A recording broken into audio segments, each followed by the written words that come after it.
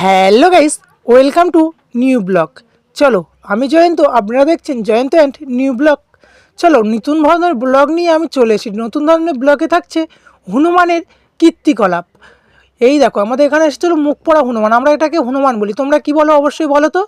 আমার মা এখন একটা সিঙ্গারা দিয়েছিল, মিষ্টি সিঙ্গারা, সেটা খাচ্ছে। তারপর আমি একটা খাজা নিয়ে ওকে দিতে যাচ্ছি, ভালো খাজা একটা দিতে যাচ্ছি, ও নিল না। বলছি খাজাটা নে না, নে না, এ ভাই নে না। সে নিচ্ছে না খাজাটা, কেন নিচ্ছে না আমি অত জানি না, কিন্তু সিঙ্গারাটা দেখো আমার মা দেওয়ার পরে সে মন দিয়ে সিঙ্গারাটা খাচ্ছে। তো তারপরে একটা গজা একটা দাদাও দিচ্ছিল, তো উপরে উঠে গেল। তারপর আমার মা ওকে আবদার করতে যাচ্ছিলো, আদর। তো আমাদের এখানে হনুমান বা বানর আসলে সবাই আদর করে। দেখো কীভাবে আমার মাকে যদি কামড়ে দিত, আমার মাকে কীরকম করছিলাম, তুমি কেন ওখানে গেলে, ওকে ওরা আমাদের করতে হবে না। তো তারপর ওই দাদাটা গজা দিচ্ছিলো, সেই গজাটাও নেয়নি, আমার হাতে খাজাটা নেয়নি, সে শুধু সিঙ্গারাটাই খেয়ে যাচ্ছে। কী জানি সিঙ্গারাটা এত ভালো হয়েছে। তো এরকম আমি হনুমান আসলে প্রত্যেক দিন খাবার দিই। আমার বাবা বলছিল কি, দোকান থেকে বিস্কুট এনে দিই না, বা আমাদের শসা আছে শসা দে না।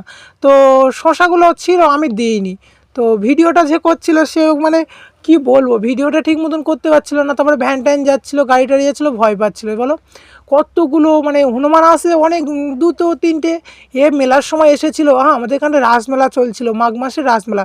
সেই মেলাতে আমরা দোকান দিয়েছিলাম, তো সেই দোকান দিতে ওখানে এসেছিলো বানর হনুমানটা।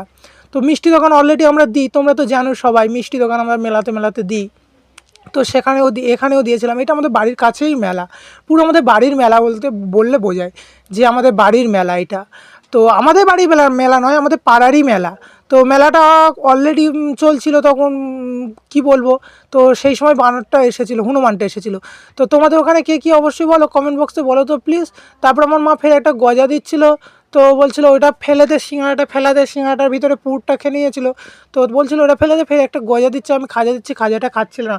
শেষ পর্যন্ত খাজাটা কী করবো, ওখানে থুয়ে দিয়েছে, এবার খেতে হলে খা, না খেতে হলে না খা। তো ওই পিসিটা আমার পায়ে, ওই পিসিটা বানরের পাশে বসেছিল, ওটা আমার পিসি হয়।